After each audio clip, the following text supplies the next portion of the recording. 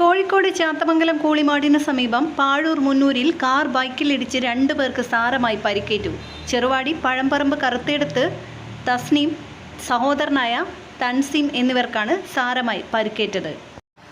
ഇരുവരെയും Manassery KMCT medical കോളേജിൽ പ്രവേശിപ്പിച്ചു. അതേസമയം അപകടത്തിന്റെ CCTV ദൃശ്യം പുറത്തുവന്നതോടെ ഇത് സ്വാഭാവികമായി ഉണ്ടായ അപകടമല്ലെന്ന ആരോപണം ഉയർന്നു. തുടർന്ന് മാവൂർ പോലീസ് അന്വേഷണം ആരംഭിച്ചു. ആദ്യഘട്ട അന്വേഷണത്തിൽ തന്നെ അപകടം സ്വാഭാവികമായി ഉണ്ടായതല്ലെന്ന വിവരം പോലീസിന് ലഭിച്ചിട്ടുണ്ട്. നേരത്തെയുണ്ടായ സാമ്പത്തിക ഇടപാടുകളുമായി ബന്ധപ്പെട്ട തർക്കമാണ് അപകടത്തിലേക്ക് നയിച്ചത് എന്നാണ് പോലീസിന് ലഭിച്ച പ്രാഥമിക വിവരം. ഇന്ന് രാവിലെ 9:30 ചെറുവാടിക്ക് സമീപം പഴംപറമ്പിൽ കറുത്തേടത്ത് തൻസീഫിനെ പ്രദേശവാസിയായ ചോലപ്പുറത്ത് ഇർഫാൻ എന്ന യുവാവ് വീട്ടിൽ കയറി മർദ്ദിച്ചിരുന്നു. മർദ്ദനത്തിൽ പരിക്കേറ്റ തൻസീഫിനെ മർദ്ദിച്ച ഇർഫാനും തൻസീഫിന്റെ ഉമ്മയും ചേർന്ന് മണാശ്ശേരി KMCT മെഡിക്കൽ കോളേജിൽ എത്തിച്ചു. തുടർന്ന് കാറുമായി തിരിച്ചു വരുന്ന വഴിയാണ് പാഴൂരിൽ വെച്ച് അപകടമുണ്ടായത്.